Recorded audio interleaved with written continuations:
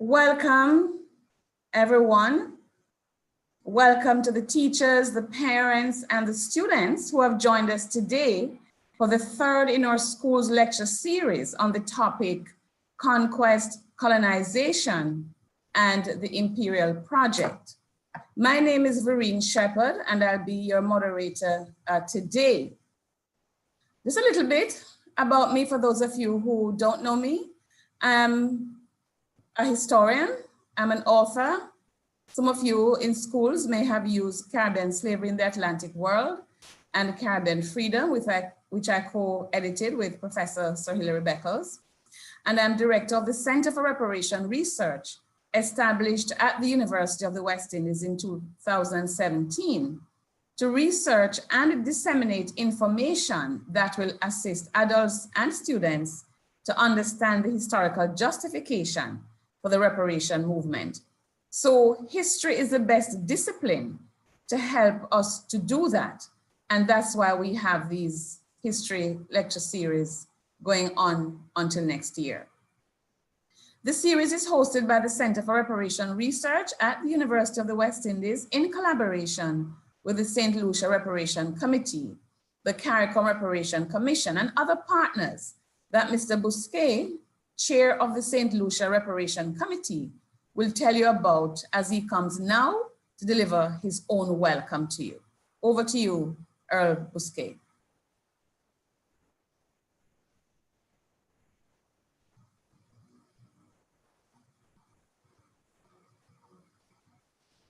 Mr. Bousquet, you have the floor. Yes, thank you, Professor Shepherd, and welcome to everybody joining us today. And of course, my role this morning is to welcome one and all to our third regional online schools lecture under the perfect coordination of Professor Shepherd and her hardworking team at the Center for Reparations Research in Jamaica. We also welcome the esteemed chair of the Antigua and Barbuda Reparations Support Commission, Mr. Doreen Omar. We welcome to Chairman Sir Hilary Beckles and members of the CARICOM Reparations Commission, Dr. Hilary Brown at the CARICOM Secretariat, and members of the 12 National Reparations Committees across CARICOM. We also welcome the UE family, the chair of the UWI Open Campus Council, Ambassador Dr. June Suma, acting head of the UWI Open Campus St. Lucia, Mrs. Leslie Crane Mitchell, the heads of Open Campus units across the region, the Open Campus technical teams in Jamaica and Barbados, the officials at the office of the Vice Chancellor of the University of the West Indies, and of course, UWI TV Global. When the St. Lucia NRC and the UWI Open Campus St. Lucia launched our annual schools lectures in August of 2016, the new coronavirus strain wasn't even dreamed of, and Zoom links became useful only if you missed a flight for an overseas conference. Today, however, COVID-19 has turned webinars into the new ever-ready communication mechanism it's been for all of 2020, taking schools to homes and homes to school in ways only dreamed of just a year ago. Today, our local lectures had NRC, in fact, back then, our local lectures had NRC members visiting schools island-wide to share and exchange information on the CARICOM quest for reparations from Europe and slavery, forced slavery and native genocide and its relevance to us all. We quickly discovered, however, that teachers were as interested as students in the new dimensions on Caribbean history emerging from our discussions. So today we quickly discovered, like I said, that the teachers were just as interested, and today we share that rich experience with the additional wealth of the vast knowledge of presenters from across the region and the world, identified and encouraged to participate, mainly by the team at the Center for Reparations Research. The students and teachers, parents and decision makers across the region are split between the pros and cons of online teaching and learning vis-a-vis physical interaction in classrooms. Today, however, the schools across the Caribbean are joining this exercise involving teaching and learning of Caribbean history like never before. The historic Creole Reparations Lecture delivered on October 22nd by the former principal of Sir Arthur Lewis Community College and St. Lucia's longest serving Governor General, Her Excellency Dame Paulette Louisy, was another record-setting one, and we welcome Dame Paulette, who is also with us this morning. Held while the world observed International Creole Day and Indigenous Peoples Day during Creole Heritage Month, the lecture by Dame Paulette as chair of the St. Lucia Nobel Laureates Festival Committee introduced a new linguistic perspective to communication of the reparations message in a majority Caribbean language still largely kept out of school. The online lectures are very welcome today in St. Lucia as we speak, where schools have been temporarily closed by COVID-19, and they continue to benefit Caribbean students and teachers everywhere. We therefore welcome the secondary schools across the island joining us in full today with full thanks, and a welcome too to the Minister of Education, Innovation and Gender Relations, Dr. Gail Rigobert, Permanent Secretary, Ms. Michelle Charles, and Chief Education Officer, Dr. Fiona Philip Mayer. We also welcome all parents and guardians, historians, sociologists, principals, and education authorities across the region, and the untold numbers following from home and schools, colleges and universities across the Caribbean and beyond right now. So here's to another instructive Caribbean history class today. Back to you, Madam Moderator. Thank you very much, Earl Bousquet. This is an important topic that students and teachers will listen to today. Before I introduce our speakers, let me just say that it's always interesting how good ideas develop independently of each other. When the St. Lucia Reparation Committee started their lecture series, we knew nothing about that at the Center for Reparation Research. We also had an independent lecture series going on. Now we have converged. These two good ideas have converged, and the collaboration, rather than visiting countries as we were doing, we now are meeting and delivering virtually. So it's all good. So as I was saying, this is important. This is an important topic that will remind you of or introduce you to the ways in which the Caribbean was affected by the European invasion of our space, and how the Imperial Project can be used as a justification for the Repatriate Justice Project. So I urge all students and teachers to take the chance to ask your questions today, because it is not every day that you have such guests lecturing to you and interacting with you. So make sure to put your questions in the various platforms, and they'll be fed to us and fed to the lecturers.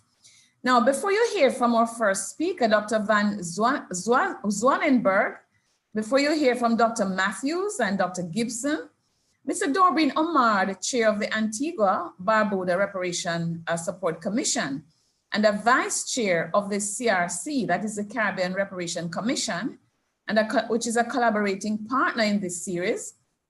Mr. Omar will bring you greetings on behalf of the CRC. But let me just tell you a little bit about Mr. Omar. He's Antigua born. He's a Caribbean citizen, of course, a proud one. He's a graduate of the University of the West Indies, the University of Toronto, and Tulane University in New Orleans, USA, from which he holds a master's degree in public health.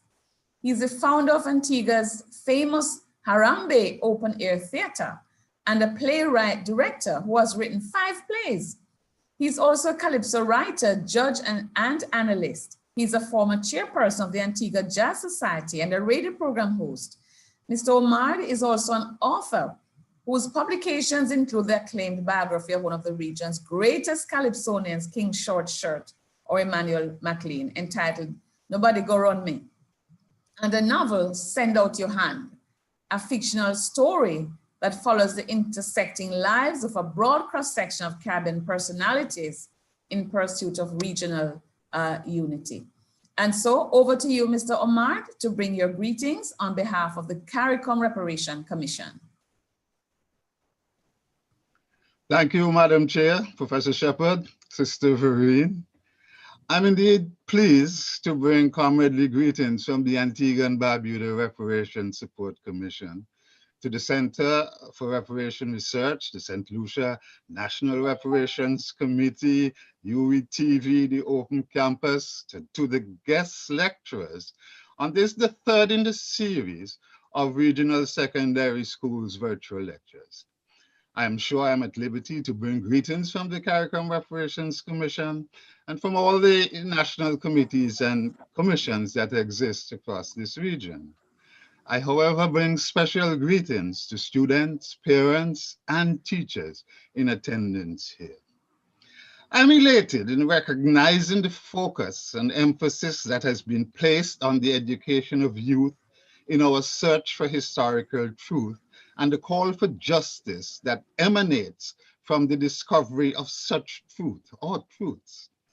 We attempt here in Antigua and Barbuda to spread the message that the quest for reparatory justice is about shaping the future of our world, the world that present-day youth will be living in as adults, and suggests that it is really for their own well-being that they become involved in what is really a shaping of their world, not ours, not the world of those of us, some who are now gray in hair and long in tooth. The organizers have selected a subject for this lecture, Conquest, Colonialization, and the Imperial Project, that is as wide as it is as deep, as it is as meaningful to the understanding of our history, the understanding of the development challenges we face, and the obstacles, both ancient and modern, that mitigate against development. A discussion we hope will lead to the centering of the reparations dialogue in our future survival. The CARICOM Reparations Commission recognizes the last century as the period of the struggle against colonialism and for independence throughout the Caribbean, and is firm in its commitment to make the first half of this century the period of reparations gained, reparations won.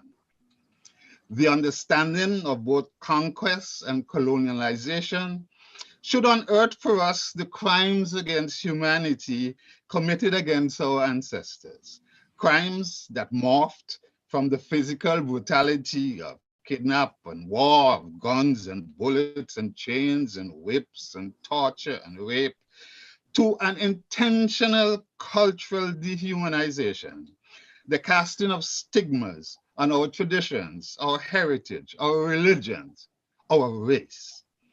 It is a dehumanization laced with hypocrisy in that it was imposed and suggested as being good for us, as it laid the basis for the perpetuation and expansion of imperial power and rule, really white power and rule. I look forward to the various lectures. The speakers are all new voices to me, but I'm sure they represent the wide involvement of our academics in the reparatory justice discussion, and therefore ask our students to pay particular attention to the wisdom they bear. Greetings all. Thank you very much, Dorbreen, and I look forward to our speakers. So let me introduce the first speaker, Dr. Roger Van Zanenberg. Dr. Van Zanenberg became a lecturer in African history at the University of Nairobi after receiving a PhD in East African Studies from Sussex University in 1969.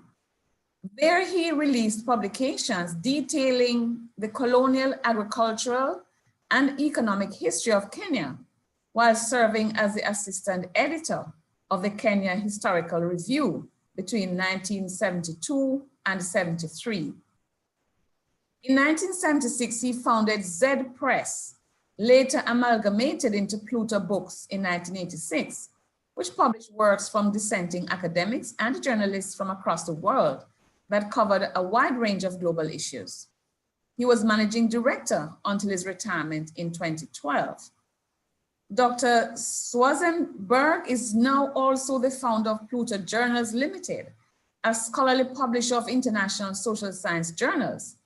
Olema Limited, a small company that provides short-term loans to cooperative farmers in Uganda, and the Pluto Educational Trust, a registered charity in the United Kingdom, currently formalizing a British branch of the Walter Rodney Foundation. And it was actually Walter Rodney's wife who introduced me to him. In 2019, he completed the manuscript for his upcoming book, Wealth and Power, Transformation and Destruction, 1492 to 2020. This is a 500-year global history which examines the story of the civilization of humanity over this long period. Now, he has a conflicting appointment, so he's not going to be with us until the Q&A session, but he has sent his recording of his lecture, and we play that for you now.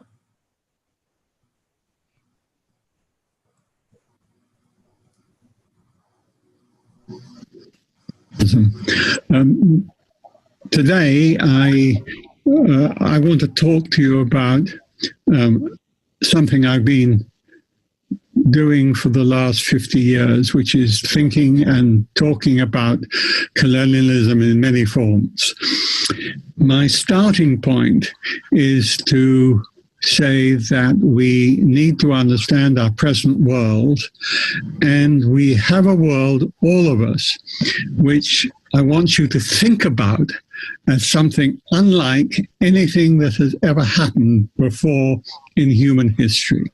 So we have a world which is utterly unique, and I'll explain what I mean by utterly unique. To start with, you're listening to a man of 82 years old, still clear in his head, and in any other era of history, 82-year-old would be enormously old. Today, I can look forward to at least another 10 years of life, which is extraordinary. And think about it in another way. Most of us live in cities, and about 5 or 10% of the populations around the world live on the land. In every other society that has ever been, 90 to 95% of populations lived on the land. And if you think about our technology, the technology we're using now, it could not have been conceived in any previous age. We live, in other words, in an extraordinary world, and we need to think about our present and our future and your future in just these terms. It is very unusual. So having said that, that's my premise, that's my starting point. Now, the question I want to ask is, why did the Spanish sail across the Atlantic in the 16th century? That's in the period from 1500 to 1600. First of all, you have to conceive of the ships that they came in. They were sailing ships. There was no engines at that time. And also, nobody had a map of the world. It didn't exist. And so people in Europe and people in the Americas didn't know that each other existed. So the question is, why on earth did the Spanish sail across the world? And to answer that question, we need to understand the Silk Route and the question of China and India. China and India, in the time when the Spanish sailed across the world, were by far the richest people, the richest societies anywhere in the world. And the trade in goods made from silks and cottons came from China and India and spread across the world and had been going on for at least 1,000 years and probably much longer.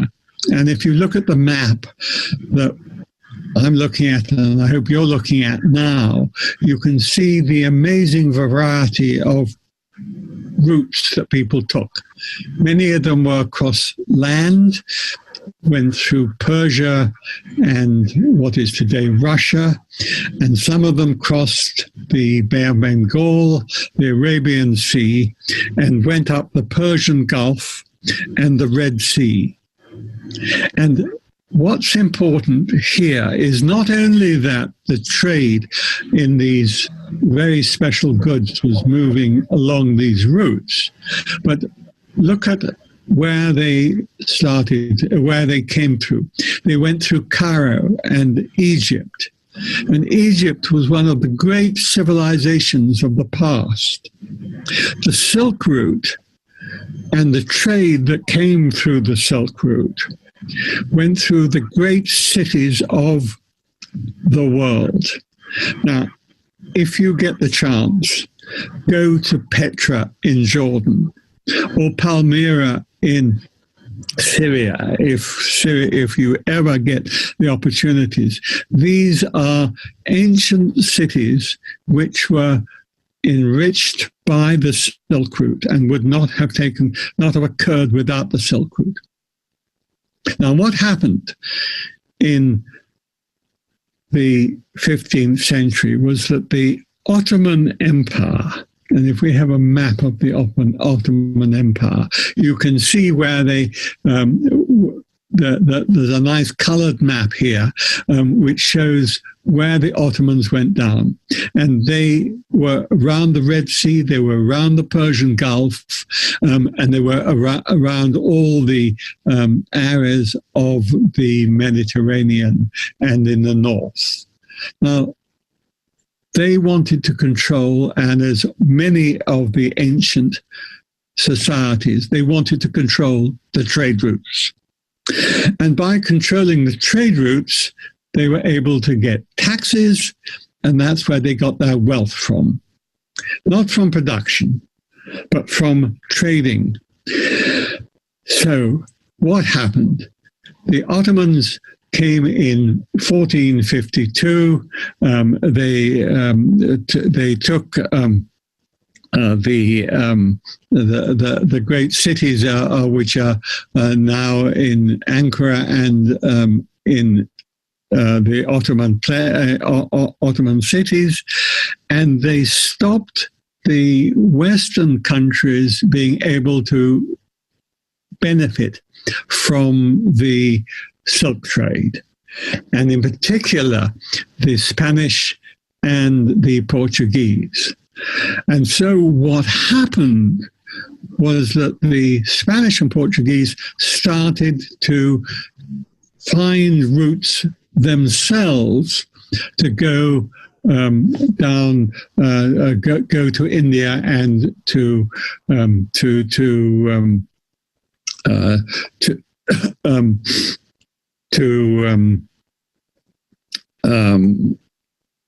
they started Portugal. You've got a map there of Portugal, and that's going down not the Red Sea. No, further down we've got a map of.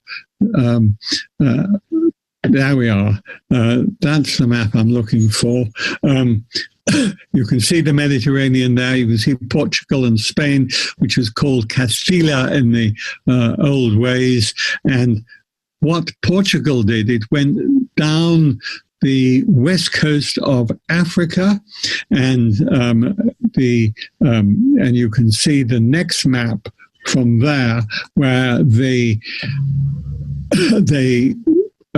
take territory in the Southern Americas, and you can see the Portuguese route going down right the way down to the southern tip of Africa, and then going across the Indian Sea to India. And at the same time, you can see the Spanish going across the Atlantic. And they didn't know where they were going when they first went there. But what happened once they arrived, they found people who didn't recognize each other as properly human beings. So they went to the Pope and asked them what they should do. And if I had time, I would read to you what the Pope said. It was pretty shocking. But the Pope basically said these people have to be to accept the Christian religion, or you enslave them. And as a result of that, the incoming Spanish invaders with horses and guns met the peoples from the Aztec and the Inca empires. And I don't know if you have a chance to study the Aztecs and the Incas, but they are fascinating, great empires of their own. And they were destroyed by the incoming Spanish invaders in a very short period of time. And by the 1530s, they had been defeated. There were two civilizations meeting each other without any recognition of the humanity of each other. So that is essentially why the Spanish came. They were looking for the trade routes, for the Silk Route, to go to India and China. And they didn't realize that they couldn't find them by going west. The Portuguese found their way to them, but not the Spanish, not for some time. And that's why they came at all. So the Spanish then created an empire, and they were by far the wealthiest and strongest of the European invaders. And as you can see from this map, they took a large part of what is now the United States of America, including Mexico. They took most of the West Indian islands. They went down the west coast of the Americas. What you can see is Lima, Santiago today, and they went down the west coast. So they had an enormous empire, and they would, if they had, and this is another story, they would, if they had industrialized, become the wealthiest European nation. But they failed to industrialize, and that's another story altogether. Okay, so what we need to do is to understand the basic characteristics of colonialism and colonial rule. And I want to suggest to you that the essential characteristic of colonialism was private property. Now, private property is something which we all accept every day as something normal in our lives. We accept that land is owned privately by individuals and by corporations. But in no society that I have discovered so far, before the present one, was land held privately. Land was used by peoples in 101 different ways, but not by private property. What happened was that the new colonialism used slavery, and they used slaves as private property. And that is what we call chattel slavery. There had been slavery before all over the world. You'll find slavery in China, you'll find slavery in India, you'll find slavery in Europe. Slavery was everywhere. It was widely practiced. But chattel slavery, when the slave was actually owned by an individual, was something entirely new. And the exploitation of slaves, from where most of the of your fathers and grandfathers came from, originated from, was from this chattel slavery.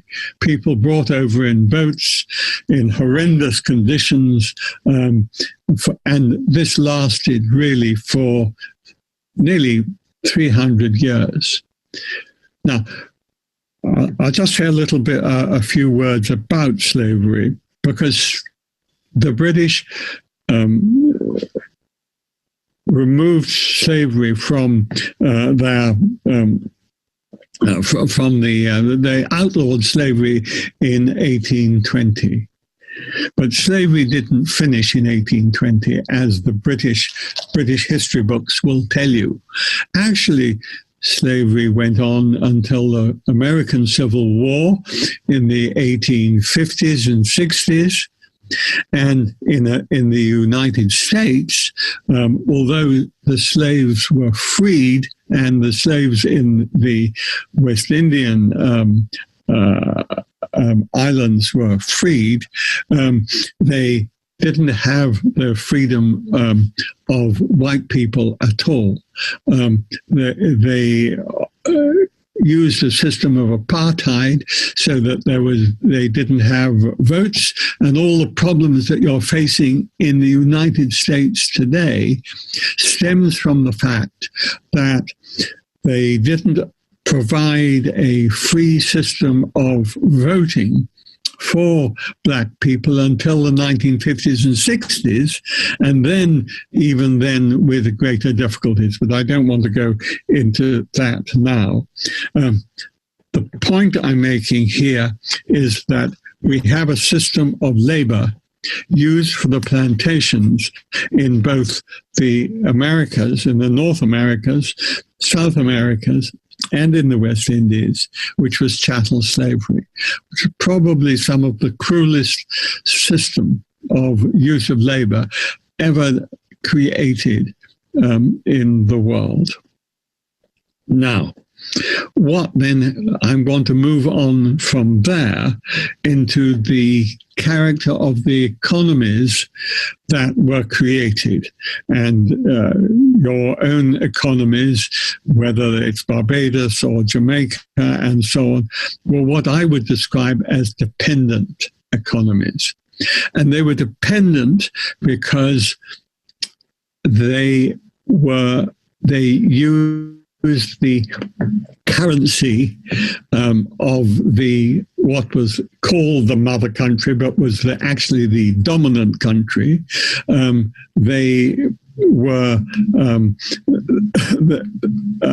which meant that the banks and the system of finance was, in Jamaica's case, was in pound sterling, and in the French colonies it was in French francs. And this is, and the money that was created in these in the plantations was then transferred through the British banking system to London. And whether you're looking at the larger economies like India or Pakistan or whatever, you created dependent economies which depended on the original countries.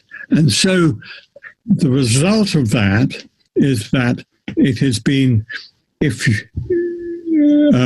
you have debt at all, and it is debt, which is the way that the major countries controlled the dependent economies, was through financial means.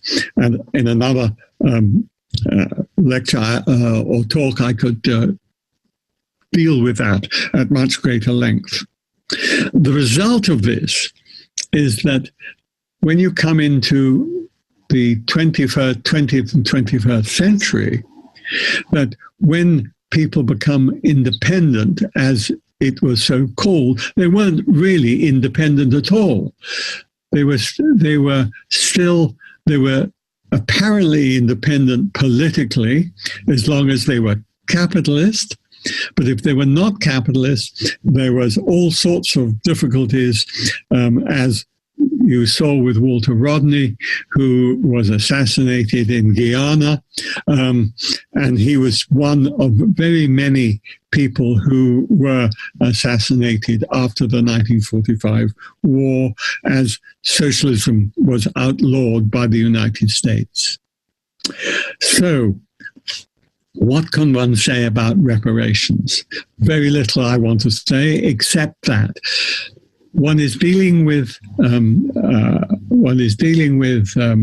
Western economies, and they are still deeply capitalist. And what I think needs to happen is that reparations need to be made into a form of transformation. We need to transform small societies with sovereign wealth funds, overarching development thinking, and specialized development banks. And development banks are really very crucial for the transformation of the Jamaicas and the West Indian Islands into countries which have the wealth which you find in Europe.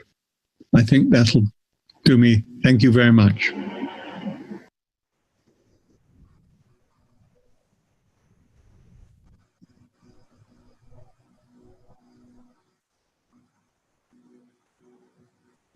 Okay, so that was a fascinating delivery, presentation. I want to say something to the students and the teachers who are watching today. You know that not everyone has gotten the awareness that Caribbean teachers have been, trying to pass on in terms of language deconstruction. So even though you heard the word slaves being used generously there, let me just remind you that in the Caribbean, in the African diaspora, we're trying to get that change. You should say enslaved. Enslaved people, an enslaved woman, an enslaved man, because then it puts the responsibility for slavery, for enslavement on the culprits, So I wanted to say that. But you have actually heard there of, you saw a visual representation of empire construction, and so that will add to your understanding, because I know your teachers have introduced this topic to you, but it will add to your understanding of colonialism, of colonial rule, of the reasons for colonialism, the appropriation of land, and the destruction of civilizations. So you will be introduced to, or you have been introduced to new ideas, or you have your ideas that you already know have been reinforced, okay? So now we move to our second speaker, Dr. Carrie Gibson. Dr. Gibson is a US-born, UK-based historian and journalist. She received her PhD from Cambridge, the University of Cambridge in the UK in 2011, and her thesis focused on the Hispanic Caribbean in the era of the Haitian Revolution. She is the author of the 2014 book, Empire's Crossroads, a history of the Caribbean from Columbus to the present day, that was published by Macmillan. Her second book, El Norte, the epic and Forgotten Story of Hispanic North America was published in 2019 and shortlisted for the Mark Linton History Prize in 2020. She has spent years traveling and researching in the Caribbean, Latin America, and the United States. Before embarking on a career as a historian, Dr. Gibson was a journalist for The Guardian and Observer, and continues to contribute to media outlets, including the BBC. So it is my pleasure now to turn the floor over to Dr. Gibson. Thank you so much, Professor Shepherd. It's such a delight and honor to be here today to talk to you all. I'm just sad I can't literally be in the Caribbean right now. That would be lovely. So I'm here to discuss the theme, which is conquest, colonialism in the imperial project. And a lot of what I'm going to talk about today is going to fit really nicely with the first presentation. And a lot of it comes from the first few chapters of Empire's Crossroads, but it's going to be quite compressed so I can keep to time. I'm going to use the title of today as kind of our roadmap. And I'm going to talk about sort of 5 minutes each on conquest, on kind of the expansion of colonialism, and then some reflections on the imperial project. And I'm going to cover roughly sort of 1300 to about 1700. So as I said, there'll be a little bit of overlap with the first talk, but I think it will actually complement it. So I'm going to talk about conquest first. Now, we all accept that with the arrival of Columbus in Hispaniola in 1492, that was kind of the beginning of European conquest over indigenous people in the Caribbean. But what I want to do is take a minute and step back a bit and look at the context in which this takes place, because we find some precedents that cross the Atlantic with Columbus. So I'm just going to start some slides. So bear with me as I do that. And to zoom, share screen. Right, I hope you can all see this. And actually, before I move the slide, my Twitter handle and my website are on there. So any students who want to get in touch, any questions after this, if you want to follow me on Twitter, please feel free. So let me start with the first slide. Okay, so this is just a map of Europe in sort of the 1500s, so we get an idea of what's going on. This part of the story takes place in Western Europe and in North and West Africa and in some of the islands of the Atlantic, which I'll get to in a minute. Now, what happens in this period from the mid-1300s to the late 1400s lays the groundwork for a figure like Columbus. Before I start on that, though, I briefly want to mention sugar. We've heard about the Silk routes, but I want to bring in Mediterranean sugar. Now, sugar had been around for thousands of years, and it was grown in the Far East, and it kind of made its way west. European crusaders in the Middle Ages encountered it being grown in the Middle East, and they brought it to the Mediterranean basin, and they started to try to plant it in places like southern Italy. Now, at this point, sugar is still a luxury, only available to the wealthy. But by the late 1400s, this really changes and it becomes more widely available. Now, what happened? There are quite a few key things. So the first was a continued push to find a suitable climate. And this means going further and further to the west.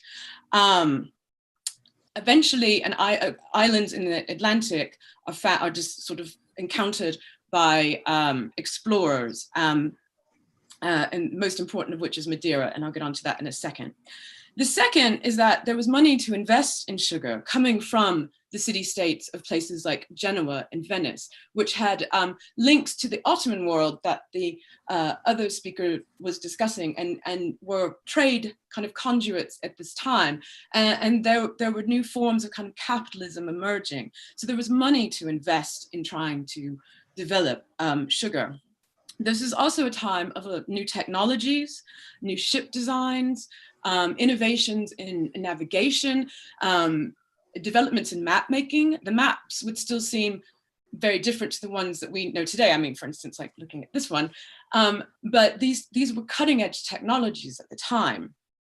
And so this allowed the Portuguese and the Spaniards to push out into the world. So rather than going into the Mediterranean basin, they were starting to go into the Atlantic. And in the case of the Portuguese, as the previous presentation mentioned, they began to make their way along the West African coast, learning the tides and the currents and the winds.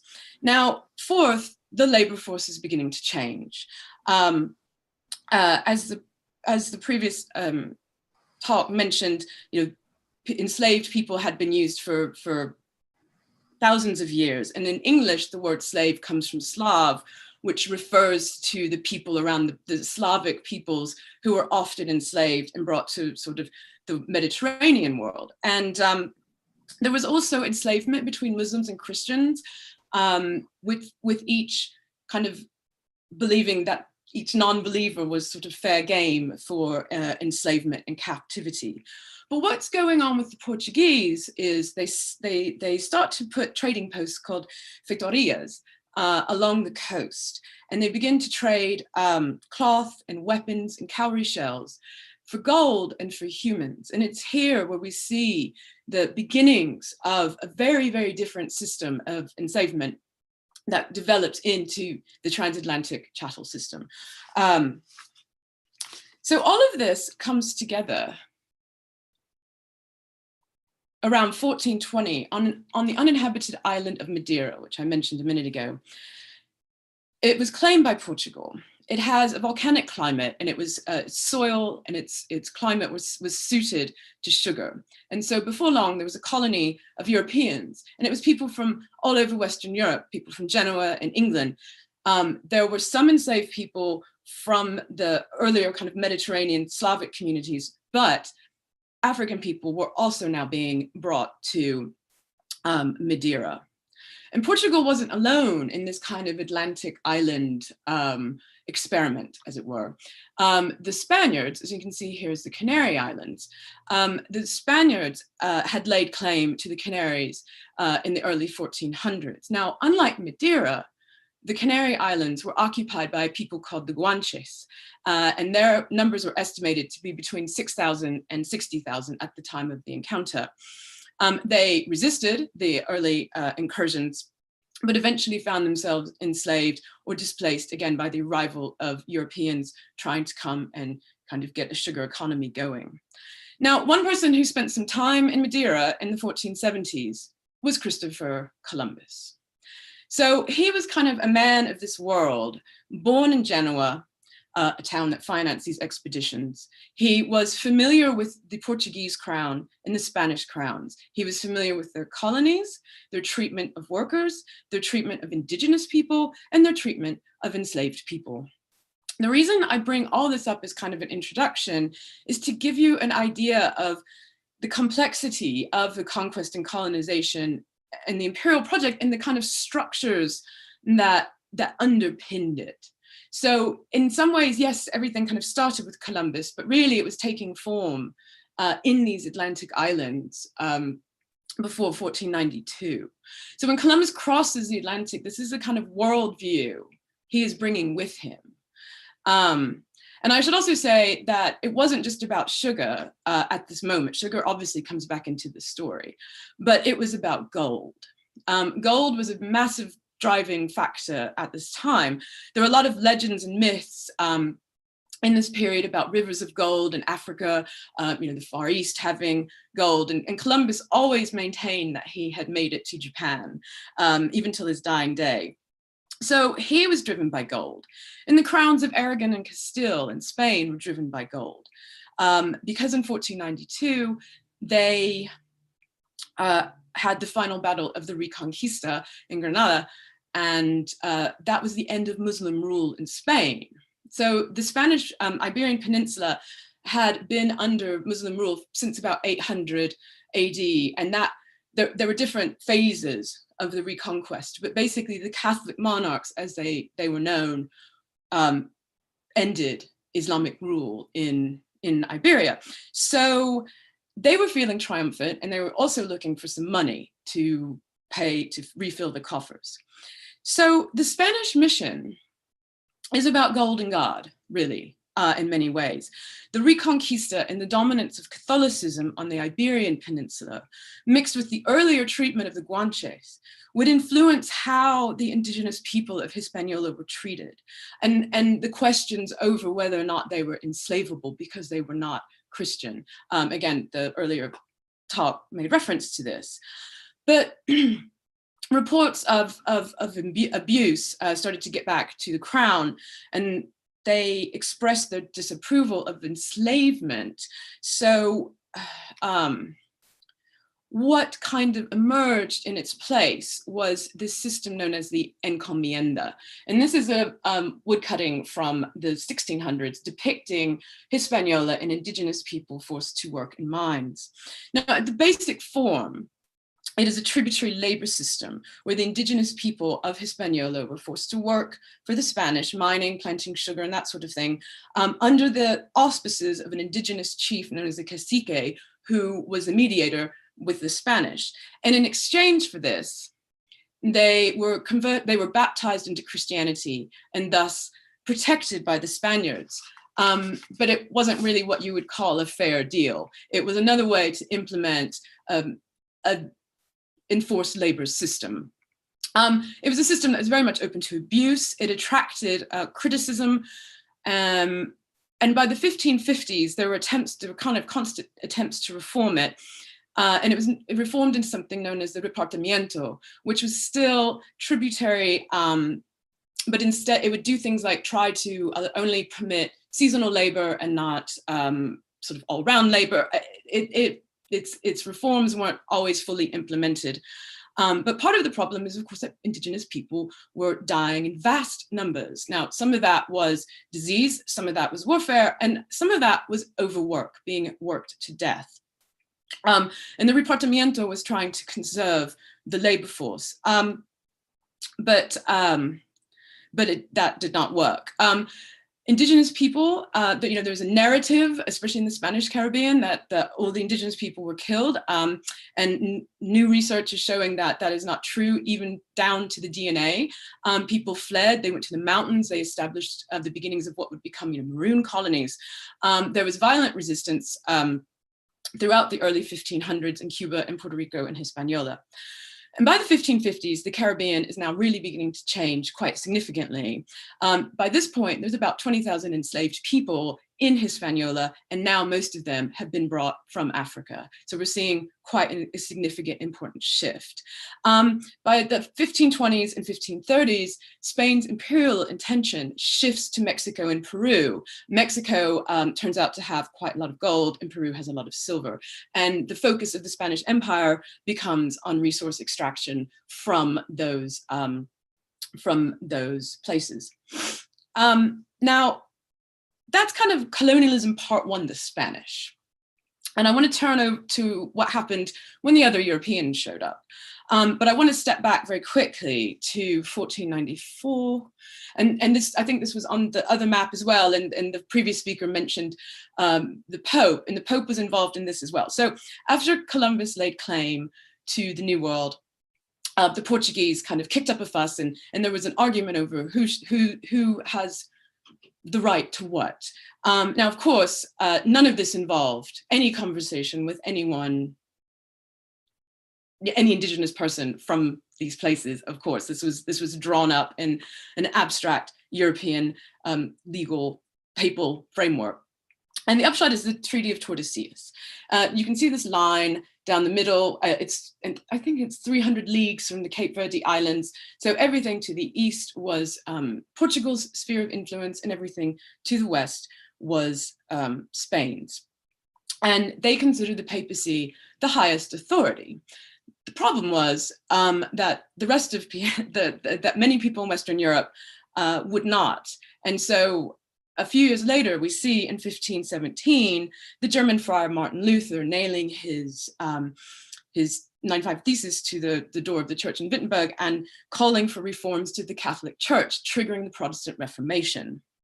So you start to see places breaking away from the Catholic Church, like England in 1534. They're not going to submit to the Pope's authority, and they believe that the riches for the New World are are theirs too, that it shouldn't be reserved for Spain and Portugal. So there are two ways they tried to initially engage with this. The first was to capture ships that were part of the lucrative Spanish flota.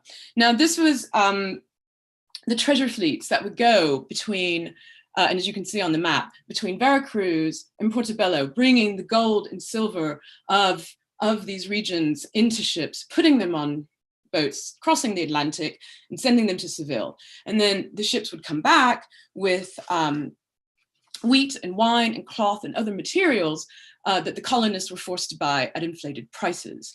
Now, before long, there were people that the Spanish called the Lutheran corsairs chasing down these fleets. We know them as pirates. So between the rise of Protestantism and the ongoing European rivalries at this time, the Spanish fleet was considered fair game by the English, Dutch, and French. And some governments even granted letters of marque, which is kind of an official permission on these raids, known as privateering. The other thing that happened was enterprising sailors realized that a lot of money could be made by smuggling goods. The Spanish colonists were forced to pay inflated prices. Somebody could show up with a ship of cloth and sell it under the table.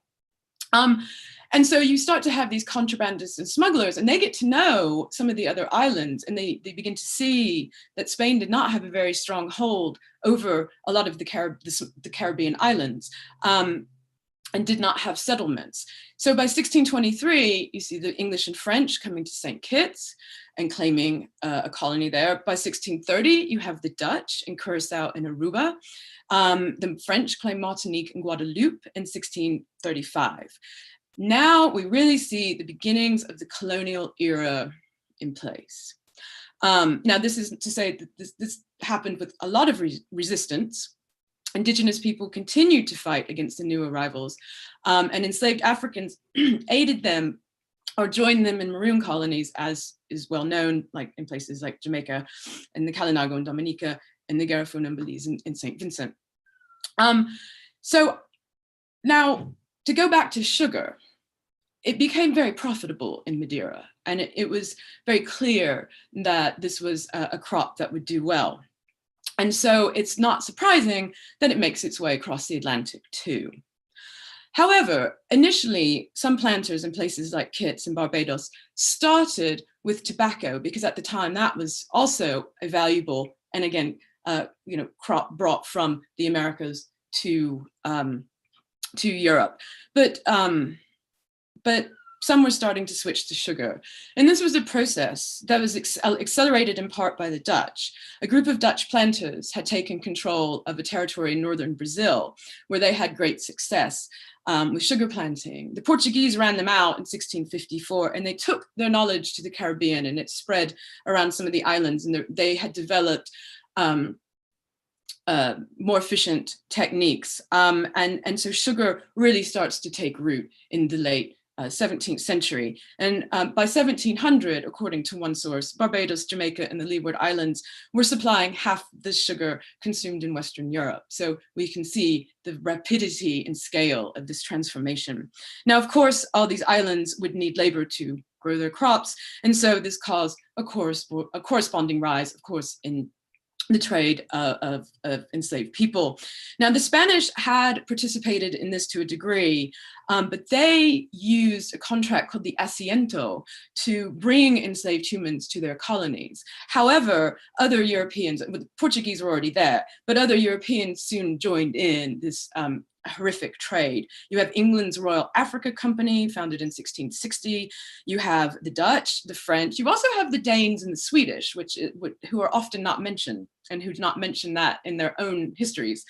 And many of them had forts like the Portuguese had along the west coast of Africa.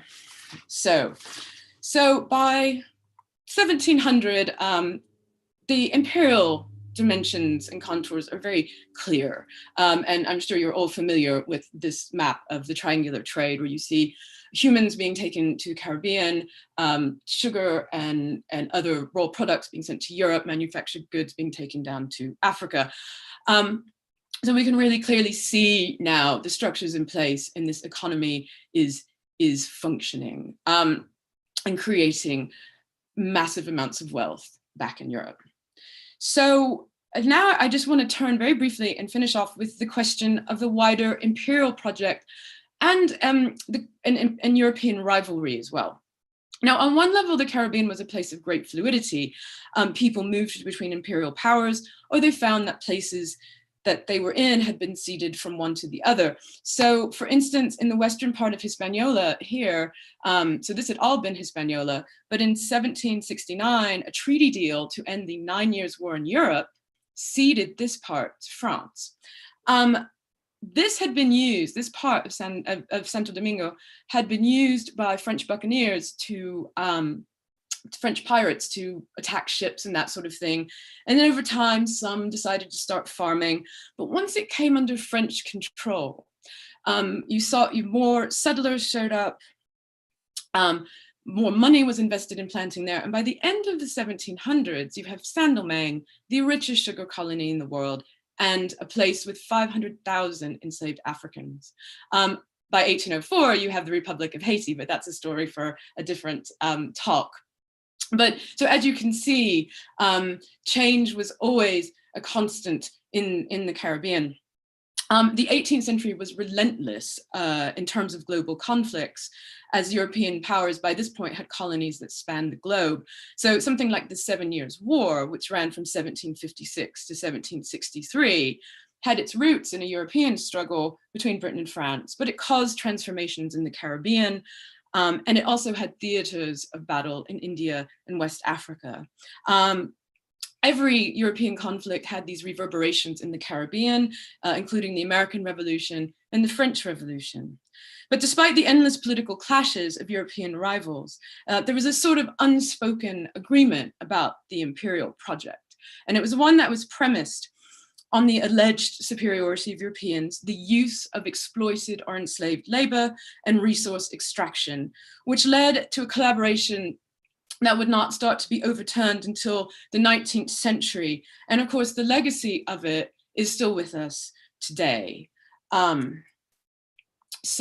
I have probably ran over and I've covered a lot, and I'm going to leave it there, and I hope I can clarify during questions. So thank you very much.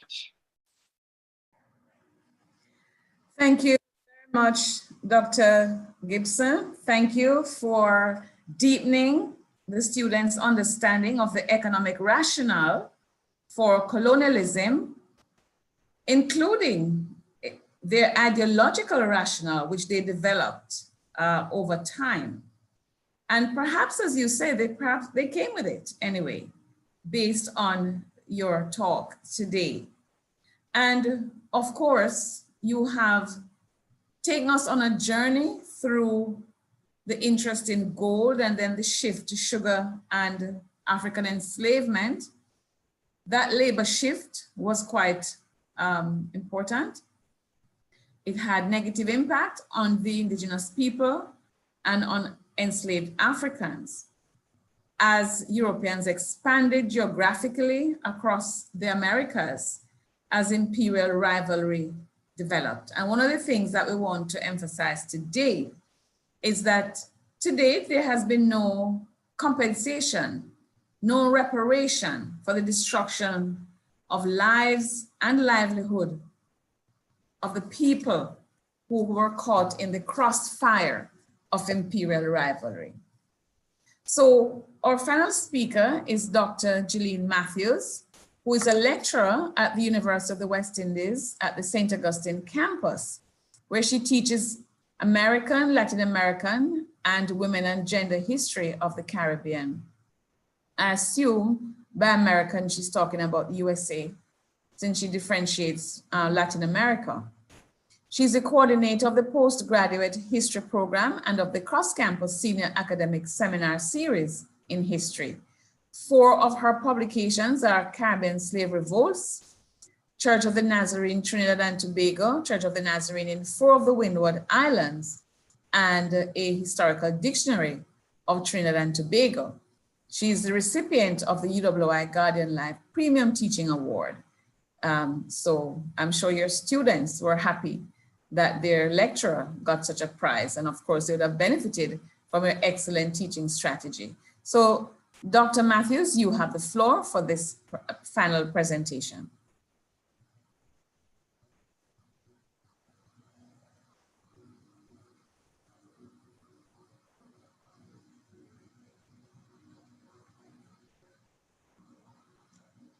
Dr. Matthews, I think you're muted.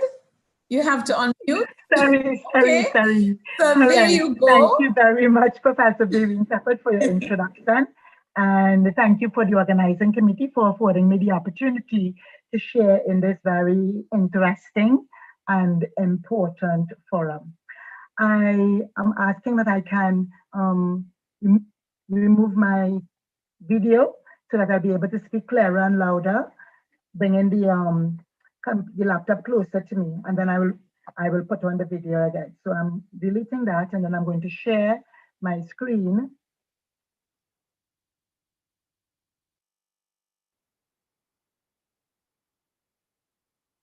All right, so the title of this presentation is The Caribbean Reparation Movement and British Slavery Apologies and Appraisal.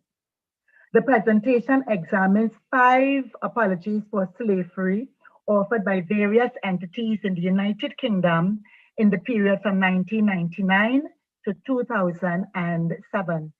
First in these apologies came from Liverpool City, whose apology was offered in 1999. It was followed by the Anglican Church, also known as the Church of England, in 2006. The other 3 apologies were all offered in 2007 during the bicentennial of the abolition of the trade in captured Africans.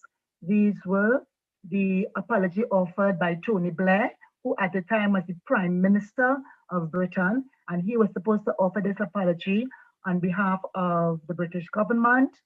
Then there was Peter Hayne, who was Secretary for Wales and Ireland.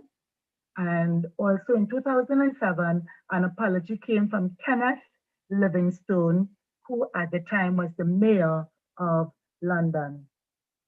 This appraisal is important, considering the fact that the Caribbean Reparation Commission, the CRC, established in 2013 and chaired by Vice Chancellor of the University of the West Indies, Sir Hilary Beckles, devised in March 2014 a 10-point plan called the Caribbean Reparation Justice Program, or the CRJP. The first point of which calls for an apology by former European colonizers and enslavers, including the United Kingdom, France, Spain, Portugal, the Netherlands, Norway, Sweden, and Denmark for their role in slavery and genocide of the first peoples of the Americas. The CRP requires as a precondition to reparation the offer of a sincere formal apology by the governments of Europe, and rejects, in place of an apology, statements of regret which do not accept that crimes have been committed, represent a refusal to accept responsibility for such crimes, and constitute a reprehensible response to the call for apology, in that these statements of regret suggest that victims and their descendants are not worthy of an apology. The historiography on reparation is a new but expanding discourse, including such publications as Boris Whitaker's The Case for Black Reparations of 1972, Hilary Beckles' Britain's Black Debt of 2013, and which has become the flagship for the Caribbean leg of the reparation movement. Nora Whitman's Slavery Reparation Time Is Now, published in 2013, and Ta Nehesi Coates' article, The Case for Reparations of 2014. As you would notice from these publications, the movement for reparation is almost worldwide, including from the USA. These publications have shaped a convincing narrative of the atrocities of the enslavement system, the debilitating legacies, the incalculable wealth that slavery produced for Europe, as well as the legality of the reparation demand. Few writers on the topic, however, have focused on the apology dimension of the reparation movement.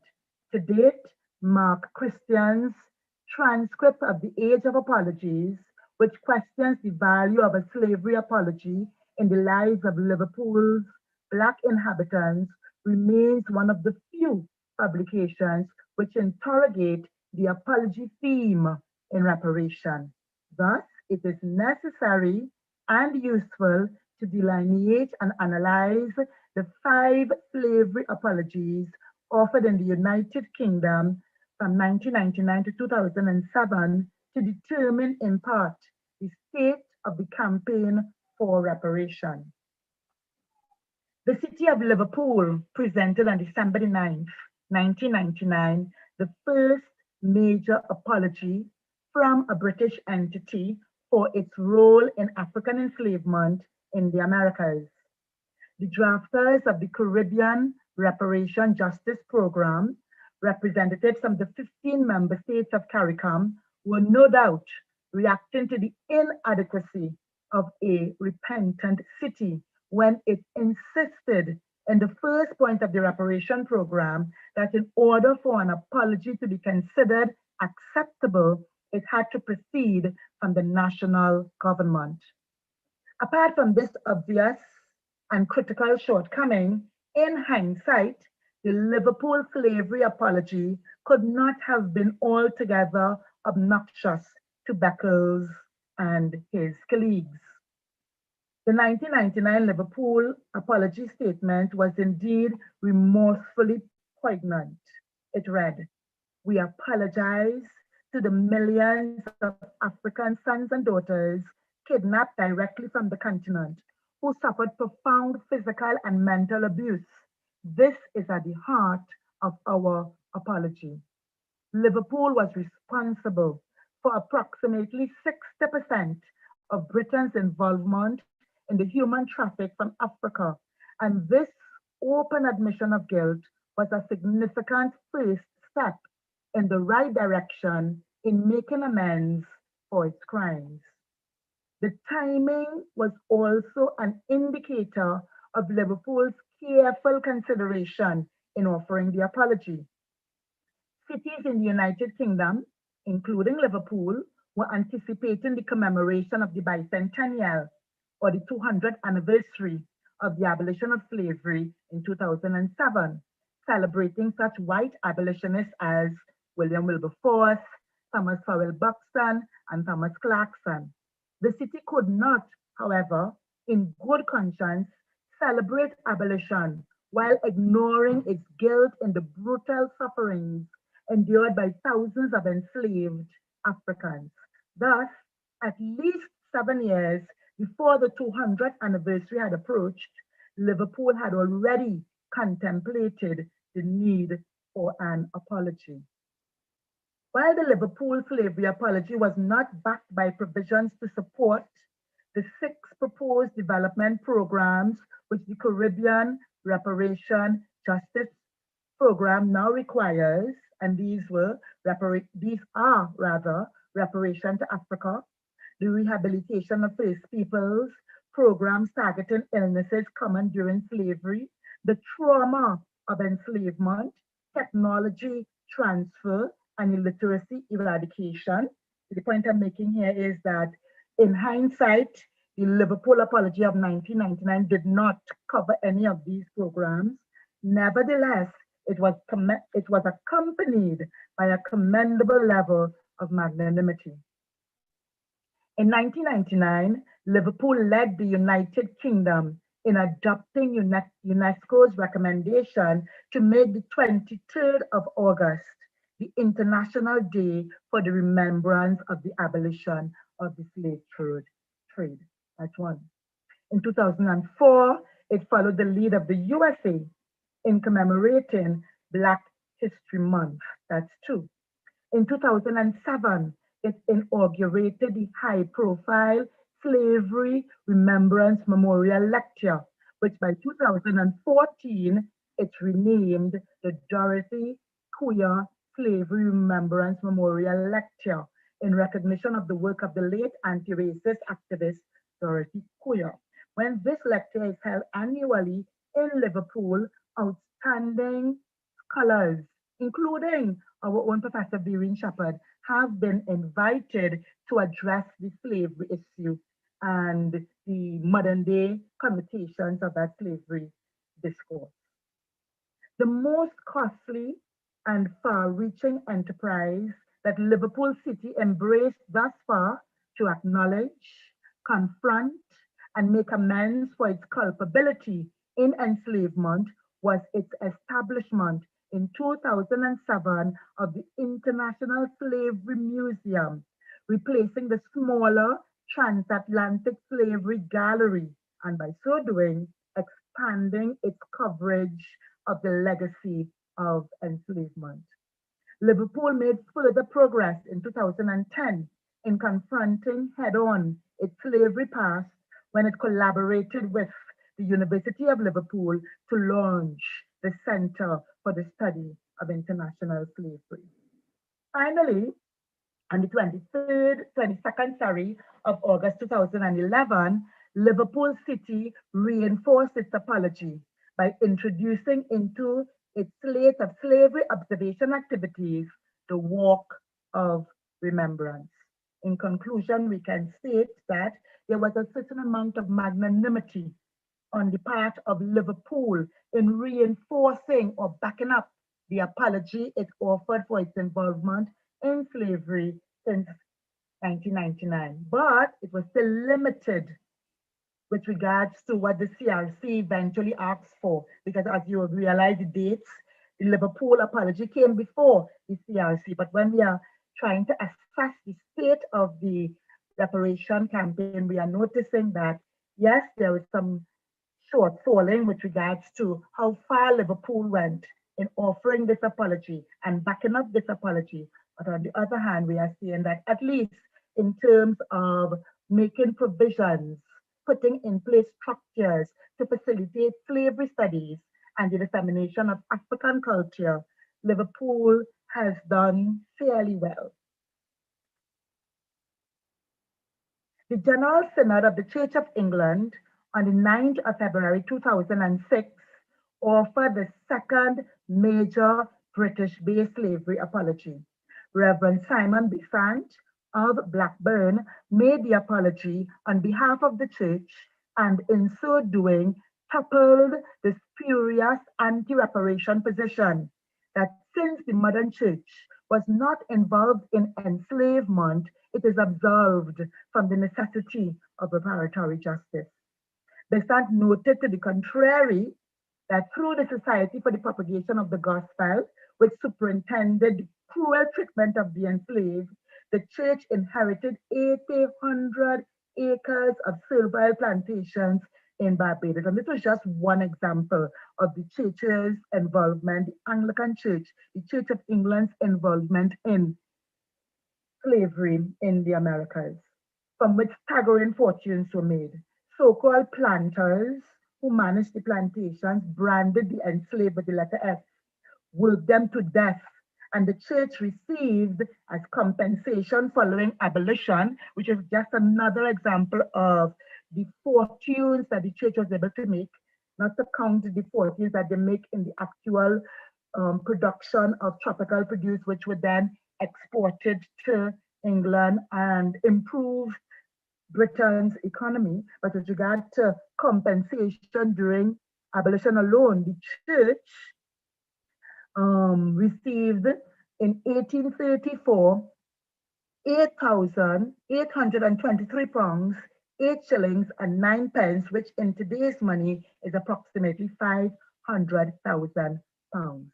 Thus, on behalf of the present-day church, Besant unequivocally declared, we were at the heart of it. We were directly responsible for what happened. We acknowledge the shameful and dehumanizing consequences of slavery. In comparison to Liverpool, however, the church's slavery apology has translated into much less action. Since 2007, archbishops have participated in the walk of remembrance and pledged support for the eradication of modern-day slavery. Interestingly as well, the church alone to date articulated the consideration, just a consideration, of final atonement for the atrocities of enslavement. Archbishop of Canterbury, and that's his image there, Rowan Williams, explained, however, that it is difficult to determine the quantity, the format, and the beneficiaries of compensation. Professor Hilary Beckles, responding to Williams's explanation, appropriately dismissed this position that compensation is complex and insisted instead that it ought to be the next logical step and that to stop at an apology would be meaningless. Tony Blair, former Prime Minister of Britain from 1997 to 2007, offered in late November 2006 on behalf of the British government the third slavery apology from the United Kingdom. Blair declared, "I believe the beneficiary to the bicentenary, that is the celebration of abolition of the trade in captured Africans, the bicentenary offers us a chance, not just to say how profoundly shameful the trade was, how we condemn its existence utterly, and praise those who fought for its abolition, Clarkson and Wilberforce and Thomas Howell Buxton, for example, but also to express our deep sorrow that it could have ever happened and rejoice at the better times we live in today." Blair's critics, especially in the newspapers, including English newspapers, rejected this expression of sorrow, insisting, as the Caribbean Reparation Commission did 8 years later, that it was no apology at all, and labeled it as short of a full apology, a sorry apology, a mumble jumbo, and a mealy-mouthed non-apology. It was clear that the Prime Minister was exercising extreme caution in avoiding a formal apology for slavery, a position formally taken since 2001 at the Conference Against Racism held in Durban, South Africa. At this conference, the British delegation, supported by Spain, the Netherlands, and Portugal, blocked an outright European apology for slavery, preferring instead a more modest expression of regret, since, by its own admission, apology leads to concrete commitments. Una King, current Baroness in the House of Lords, the British House of Lords, shed further light on Blair's so-called apology when she explicitly explained in 2007 that the Prime Minister is stopping short of a full apology mainly because it leaves the state open to claims for reparations. The Prime Minister's statement of regret only succeeded in removing all doubt that the United Kingdom was still not yet prepared, and I'm not sure even to today if they have reached that position to make a full and formal apology for its long, cruel, and lucrative involvement in the enslavement of Africans in the Caribbean. In February 2007, while in New York, Peter Hain, former Secretary of State for Northern Ireland and Wales from 2005 to 2012, in an interview organized by the Welsh office and conducted with the British Broadcasting Corporation, the BBC, offered the fourth British-based apology for slavery. Hain was quoted by the BBC as saying, "I am here on behalf of both Northern Ireland and Wales to say that we have had our part to play in the slave trade. We acknowledge that. We take responsibility for it. And we now are going to try and at least say that historical legacy must be recognized. We say sorry for it. In terms of its practical benefits, as later delineated in the Caribbean Reparation Committee's 10-point plan, this apology turned out to be both baseless and fruitless. Soon after it was issued, it was revealed that Hayne was speaking on behalf of no one but himself. The Irish distanced themselves from the apology by insisting that no slaver ever landed in Irish waters. History reveals, however, that the apology was in fact in order.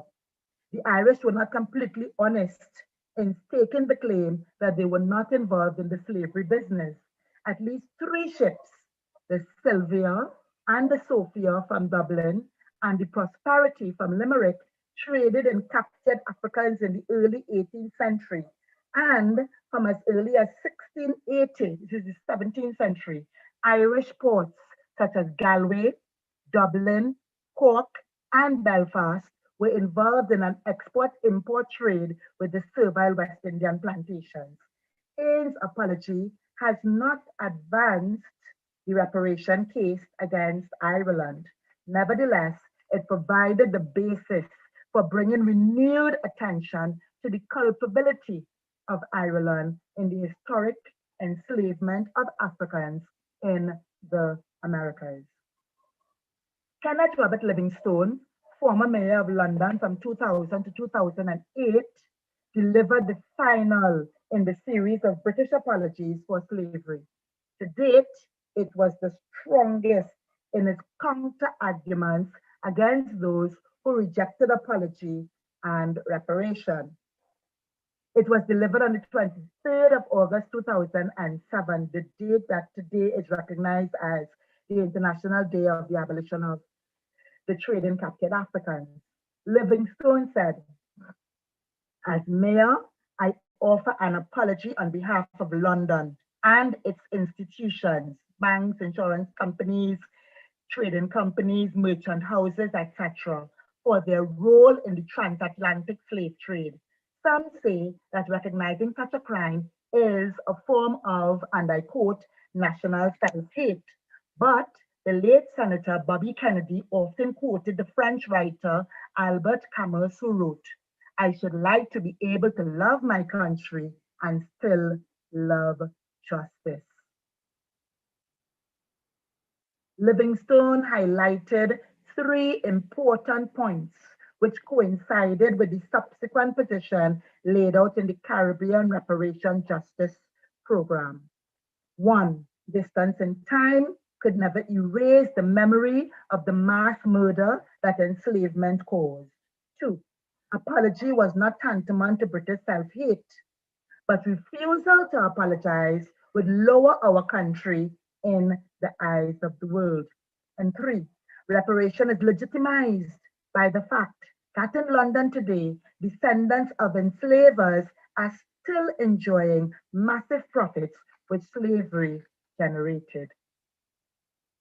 In the final analysis, when measured by the yardstick of the Caribbean Reparation Justice Program, British apologies for slavery fell far short of what the Caribbean Reparation Commission now requires. They expressed remorse for slavery, but said nothing about the genocide of the First Peoples. Guilt has been admitted, but an explicit, formal, and sincere apology from the national government, not from the mayor, not from a city, has not been offered. Perhaps except for Liverpool City, the apologies reflect the miserliness, the superficiality, and the general disregard of former European enslavers. Nevertheless, the apologies are strong indicators that the United Kingdom is very much aware of its wrongdoing and aware of the heavy debt of reparatory justice it owes to descendants of its former servile colonies. Thank you. Thank you very much, Thank you so much, Dr. Jeline Matthews. I think it was very fitting that your presentation came at this point, because I think what you have done is to address the issue of who must take responsibility for colonialism that was so described in such detail by our first two speakers. And, you know, who must take responsibility for the destruction of indigenous civilizations and of the lives and cultures of African people, who is responsible for what some are calling identity theft by colonizers. And of course, you know, I know we have been rebuilding our societies for over 500 years, we've been rebuilding, but how much further along would we have been in terms of our infrastructure, or physical infrastructure, or social infrastructure, or economic development, had reparation been paid and had real apology been offered? And so thank you for raising the question about the difference between regret, saying sorry, and actually offering an apology. And also for emphasizing that the sorry or the regret or even apology has not been accompanied by reparatory justice. So I thank all our speakers, and the floor is now open for the next 15 minutes for comments, questions to our panelists, you know, clarifications may be needed. So it's now time for the audience to interact. And if I could just get a signal about whether or not we have queries from our students or teachers, or in fact, or any of our listeners, or if any of our panelists, in fact, want to raise an issue with the other panelists, that can also happen. So can I have an indication from Sigutani, perhaps, if we have any questions? Because if we don't, Dr. Van Zanenberg is now with us. Welcome. Thank you.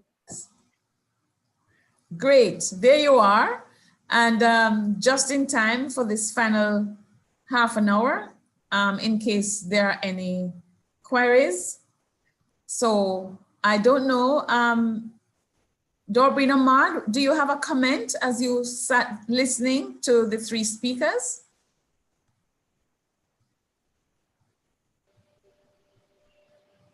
Well, my comment is essentially, it looks at that history and the understanding, which I think is important, that Europeans did not arrive in this Caribbean and initiate their conquest, that they did have a history of it before they came here. They had a history of it in Europe. They were fighting one another. We all learn about the Battle of 1066 and William the Conqueror, which was actually his name. And so they came here as a warring people. They came here with an understanding of how do you really subjugate people. And part of that understanding that they came here with was essentially the destruction of culture, the destruction of heritage, the destruction of traditions, the real, in a sense, the abuse of the race, the abuse of the indigenous people in the first instance, and subsequently the abuse of African enslaved people that they brought over to these shores. And I think that that understanding is important. Otherwise, you know, we can slip through the cracks and get a sense that, you know, it sort of evolved in an unfortunate way, which we are very clear now that it did not. And thanks to the two lecturers that picked that up. The issue of the apology, versus the statements of regret in the discussions of the last speaker. I think it's important that we make the separations. That what we have received have been primarily statements of regret, although the word apology is used. I mean, apologies have other meanings. It certainly means that you will attempt to put right the damage that you did. And so any apology, even if we call them apologies, although we're really talking statements of regret in most instances, that any apology that is not accompanied by that effort to right the wrong that you did, to right the destruction that you created, are really not considered as apologies. And the Church of England in particular it should be really hauled over the coals for this, because that church has not, it has apologized essentially on more than one occasion. Up to this year it has apologized, but we see absolutely no attempt to right the wrong that it created. Those are a couple of the comments that I have, Sister Green. Yes, thank you, Mr. Omar. In fact, those two comments have driven home, you know, what our presenters have said, because Dr. Gibson really emphasized the fact that colonialism and imperialism were intentional, you know, and so that's what you're referring to. There's a question for Jeline about what can be expected after the apologies, but let me just first pick up on what you were saying, Dorbreen.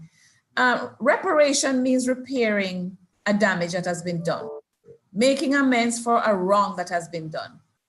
So the apology is a first step.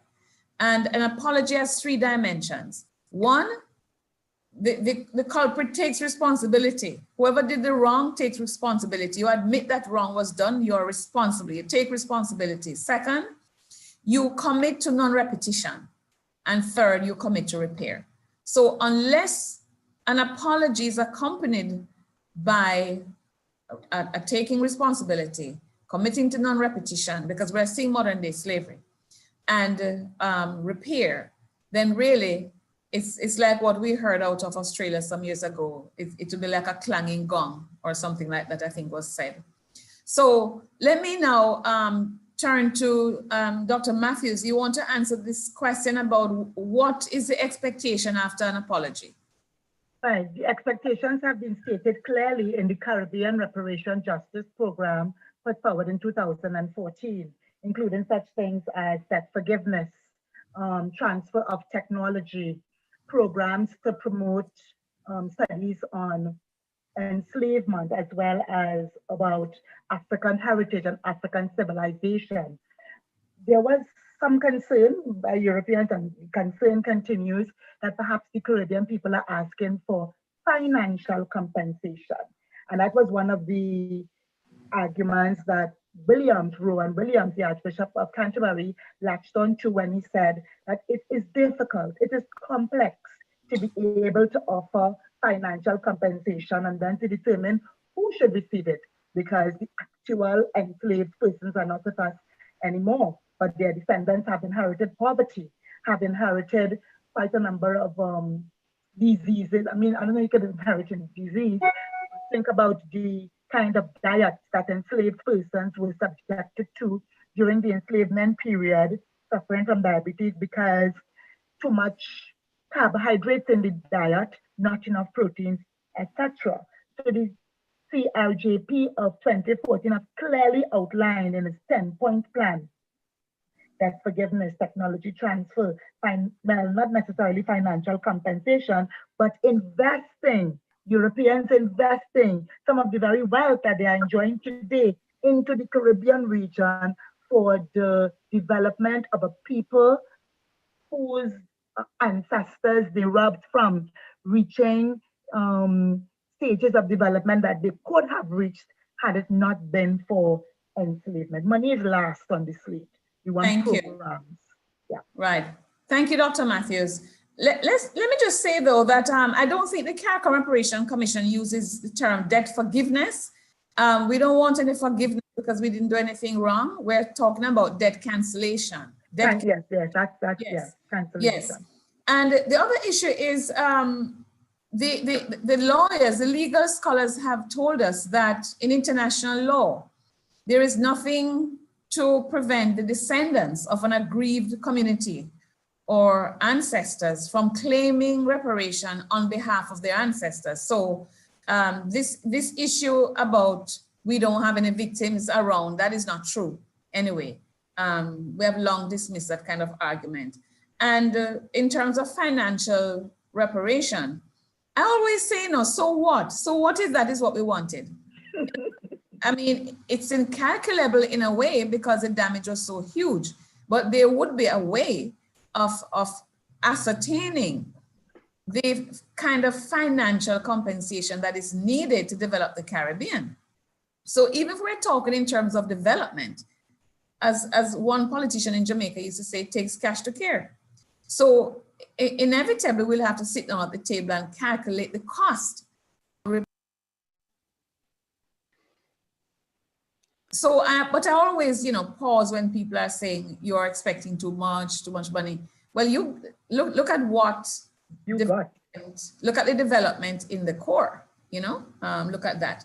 All right, let me give the floor to Dr. Roger Van Zanenberg, because you came in just now, and I want to start with you in terms of any final thoughts you may have, because I don't see any other questions coming in. I don't see anything in the chat. So I think people will watch it later and perhaps sending their comments and questions, and we can answer them. Dr. Gibson already shared her details. Maybe I'll ask the organizers our technical friends to put up the email address for the Center for Reparation Research. It's reparation.research@uwimona.edu.jm in case there are questions. So let me go to our panelists now to give their closing remarks. You have about 2 minutes each just to say anything that is on your mind. And I start with our friend Roger. Okay, thank you. And I'm sorry that I missed the first hour of these discussions. I have one thing to add to the last speaker, and I particularly think that Dr. Doreen Amada's comment that understanding the nature of the invasions is very important. And Dr. Matthews talked about the 1820 as if it was the end of slavery. And this is repeated in the textbooks time and time again. And in principle, of course, there was legislation in the British Parliament to end slavery. But also, what is always forgotten is indentureship. Indentureship started in 1820 to make up for the loss of labor in the plantations by the British and the French. And between 1820 and 1920, some maybe 2 to 4 million Indians and Chinese were transported across the seas into the Caribbean, into the Americas, into East Africa. They built the railways in America and East Africa.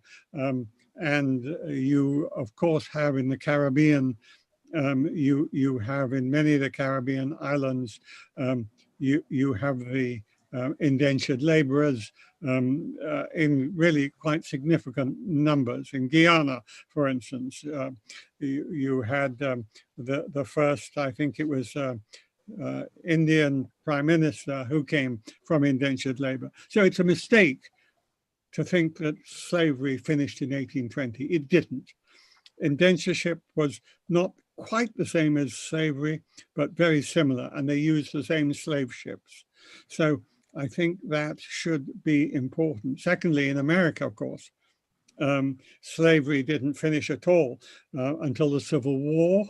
And even after the Civil War, the slaves were not freed in the sense that they had citizenship. They were treated in exactly the same way as in South Africa. So the oppression of the people who were enslaved in North America lasted until the 1950s. And some terrible things happened to the enslaved people after the end of the Civil War. And I won't go into what these were, but they did awful things to people who were colored black. So I will just make those few comments to add to what has already been said. Thank you. Thank you very much. Of course, I'm a historian who has researched and written several books on the Asian indentureship system. And the more I look at enslavement, African enslavement, indigenous people's oppression, and the Asian indentureship, the less I would argue that it was a new form of slavery or that it in any way approximated slavery. So I'm sorry, but I would have to disagree with that. It was bonded labor. It was oppressive, but we have, since we're talking to the students, we have to remember that it wasn't like indentureship was not for life. It was a contract. Some people were forced, some women were kidnapped, and the treatment was terrible. And they had to resist also. But much more care was taken to ensure that it would not be called a new system of slavery or to bring the anti-slavery society down on the heads of the planters. Repatriation was a part of the contract, and about 1/3 of Asians were able to go back and so on. So I think that we have to nuance that comparison, because what enslaved Africans went through, I mean, it just wasn't any comparison. We have another question that just dropped in, and I think is also for those of us who are in the reparation movement, and I'll just answer very quickly. What has been the response from the citizenship of countries asked to issue reparation? For example, a British citizen whose family had never owned any enslaved people. So we have heard the responses from several people.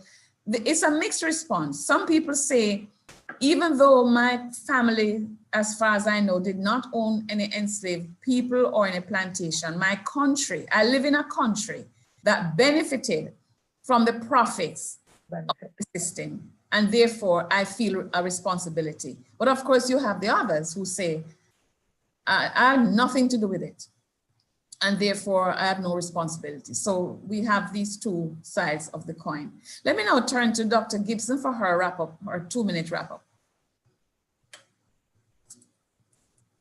Thank you very much. I mean, just kind of to conclude really, and maybe tie a few things together, I guess in thinking about the imperial project, you know, we think of it as actions, right? The Spaniards came over, this happened, that happened, that happened. But I would say it's also a set of assumptions. It's a set of assumptions about who the wealth belongs to and who should do the work. And those attitudes are still entrenched. And I think that's why the fight for justice continues. And it hasn't been resolved, because the idea of who's supposed to work, what bodies do what, is still being debated right now.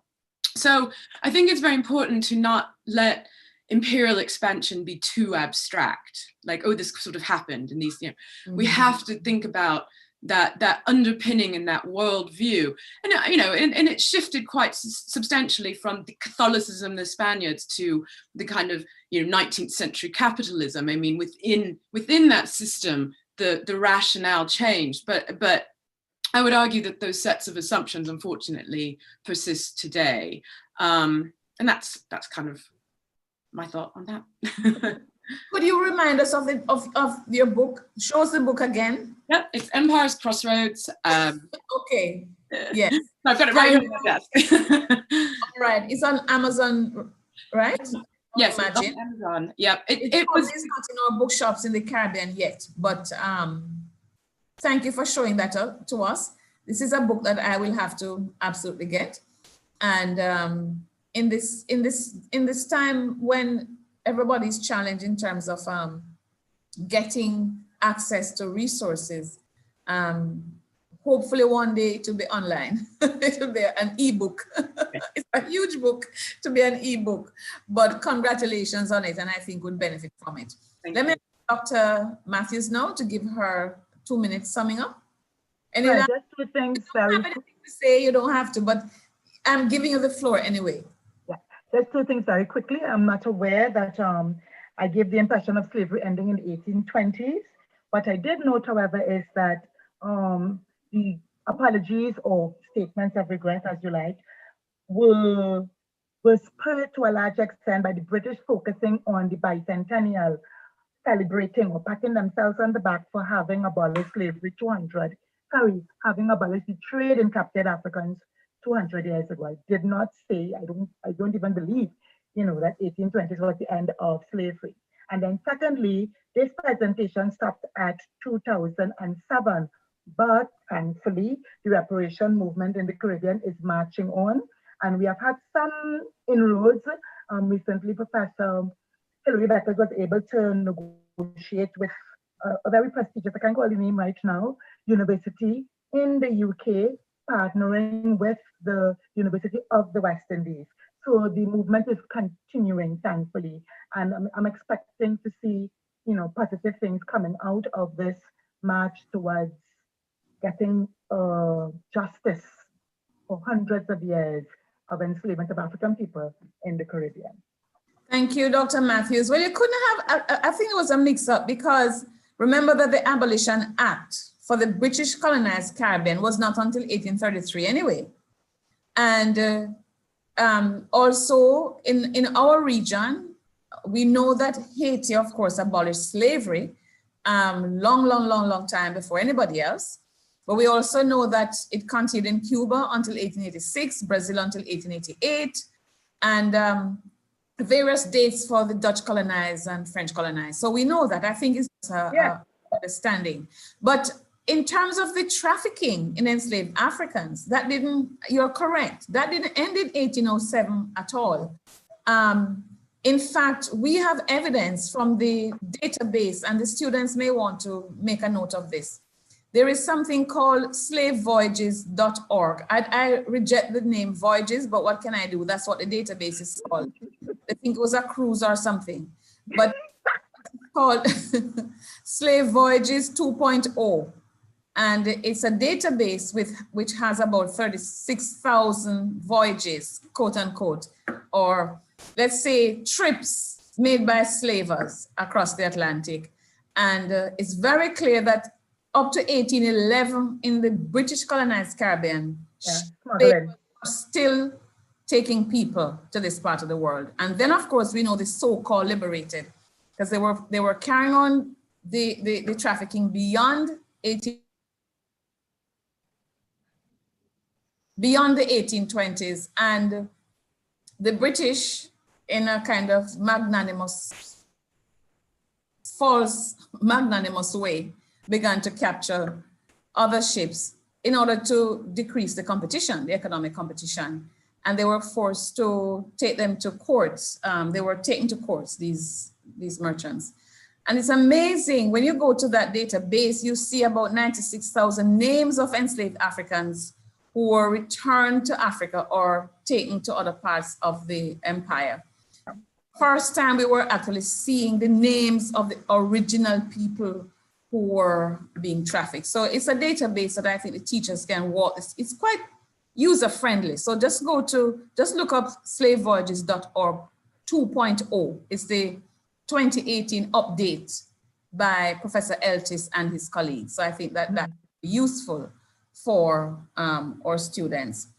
Right, so thanks everyone. We have come to the end of today's lecture. Of course, the lecture series will continue next year, 2021. There'll be none in December. I think we have been persuaded to give the kids a break and let them enjoy some kind of break anyway. And so in 2021, we will resume. But let me thank all the speakers and then turn over to my brother, Earl Bousquet, to give the vote of thanks. Thank you, Madam Moderator. And in typical Caribbean parlance, you could call me a doorman or a night watchman, a gatekeeper, or bidder of farewells. But having welcomed you, I also have the pleasant task of also thanking you for not just attending, but also being part of history.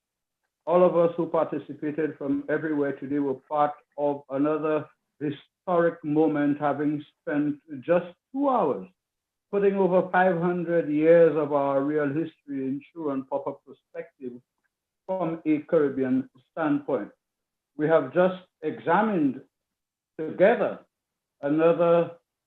we have just examined across seas and skies, borders and boundaries, 528 years of Caribbean history from 1492 when Columbus lost his way and opened a new gateway for European conquest, through the brutal period of native genocide, I should say, that destroyed the civilizations they found at the end of the forever distant horizon, through the centuries of colonial domination until independence, or so-called independence, in the 1960s. A brief yet so extensive history could not have been presented to St. Lucia, the Caribbean, and the whole wide world in just 2 hours without the necessary agencies who put all aside today, COVID-19 or not, to ensure what has just happened did take place in the way it just did. So let us say thanks to those who made it possible. First of all, our presenters, Drs. Carrie Gibson, Gillian Matthews, and Roger Van Zanenberg, for their thoughtful, incisive, and instructive analyses and responses to questions or comments put to them. Mr. Dobrin Omad, Chair of the Antigua and Barbuda Reparations Support Committee, for his greetings on behalf of Antigua as well as on behalf of the CARICOM Reparations Commission, and of course his favorable mention during an online discussion yesterday on Tempo TV of the school series and its contribution to our necessary re-education about our history. Thanks to our UE affiliate, Vice Chancellor Professor Sir Hilary Beckles, who is also Chair of the CARICOM Reparations Commission, Director of the UWI Center for Reparations Research, Professor Farin Shepherd, John Shorter, Sandra Gift, Gabriel Hemmings, Floyd Williams, and other members of the specially dedicated team at the Center for Reparations Research in Jamaica, Chair of the UWI Open Campus Council, Ambassador Dr. June Stumer, Acting Head of the St. Lucia UWI Open Campus Unit, Mrs. Leslie Quinn Mitchell and her team, other heads of open campus units across the region, Mrs. Sigutani Bryan of the Open Campus Marketing Department in St. Lucia, and UWI Keyville graduate, Ms. Raisa Joseph, representative of the St. Lucia National Council, who has been monitoring and processing our questions from social media. And thanks to the CARICOM Reparations Commission, commissioners and members of the National Reparations Committees across the region who also tuned in today, members and member entities of the St. Lucia NRC, Dame Paulette Louisi, and the St. Lucia Nobel Laureate Festival Committee, Monsignor Dr. Patrick Anthony, and other stakeholder entities and personalities in the National Preparatory Committee, principals, teachers, and students, historians, and sociologists who tuned in today, parents and guardians, who also took time off to gladly discover that they really can go back to school with their children of whatever age. And of course, Professor Shepherd again this time for her moderating role today. And last, but not because they are just least in this case, but because they are the very least persons who we would want to forget. And we speak here of Cleveland Sam, Therese Glasgow, David Foster, Richard Bart, Louis Boxhill, Patrick Johnson, and the ever-ready members of the UE Open Campus technical teams in Jamaica and Barbados, serving the entire region, without whom none of what we have just achieved today would have been possible. Thank you all, and back to you, Madam Moderator. Thank you very much. You're always so very careful to ensure you don't leave anyone out at all. So thank you for that comprehensive vote of thanks. All that is left for me to do really is to echo your thanks, especially to our speakers. It was a real privilege meeting two of you. I know Jeline, of course, we've worked together before, but Dr. Gibson and Dr. Zanenberg, I thank you so much for taking the time to present these ideas to our students, reinforcing for some of them what they have studied, but also deepening their understanding and also bringing new perspectives, because we also have to constantly challenge what they're learning in the textbooks. And I think all of you have done that.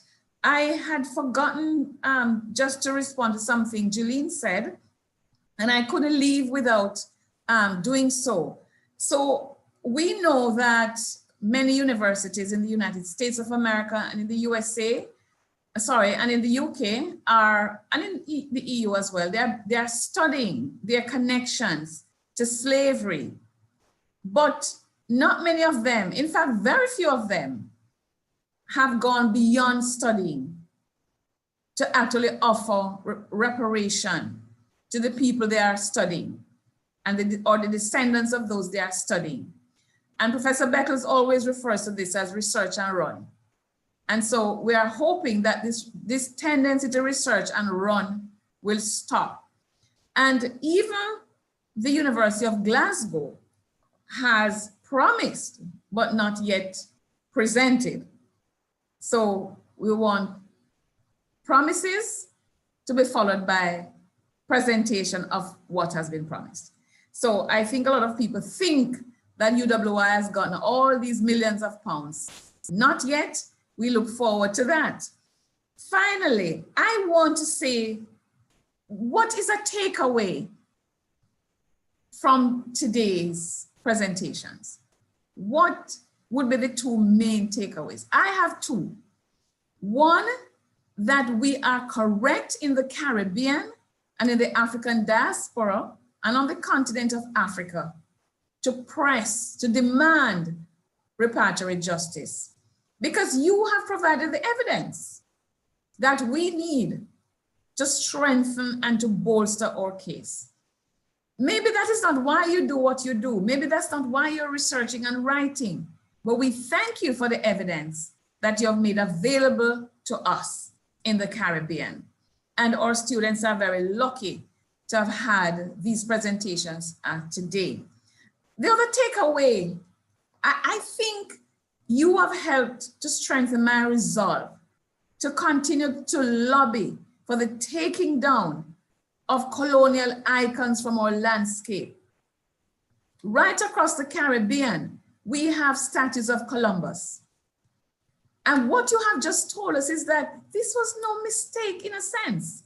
Yes, perhaps the geographical area in which he landed first, but Europeans were intentional. They knew what they were doing. They knew what they were looking for. And they knew generally where they were supposed to go to get what they were looking for. And they arrived in our spaces with an ideology. And when you place someone on your landscape, when you erect a monument, a statue, a plaque, you're saying this person or these people are to be celebrated. They are to be honored. What are we celebrating? By having Columbus, by having Queen Victoria, by having Admiral Rodney. by having all of these people on our landscape. And so I have to congratulate Barbados, the Prime Minister, Honorable Mayor Motley, and all the young people who lobbied in Barbados, and all the historians who provided the evidence, Dr. Trevor Marshall and all of Alex Downs, all these young people and older heads who combined to lobby to take down Admiral Nelson. So Nelson has been decommissioned. According to the Prime Minister, he must also be an artifact in the museum. We have been a little kinder to Nelson than the colonialists have been to us. The workers put sponge behind his back in carefully taking him down, and he's resting in the museum. Other people have toppled them, defaced them, but the Caribbean want the evidence, but not necessarily in our faces, but somewhere. And that lobby has to go on. We have medals of honor. We have political systems. We have icons on our landscape. We are participating in our own oppression by doing so. And I think that too must end. Thank you very much. And see you next time when we continue the lecture series, January 20.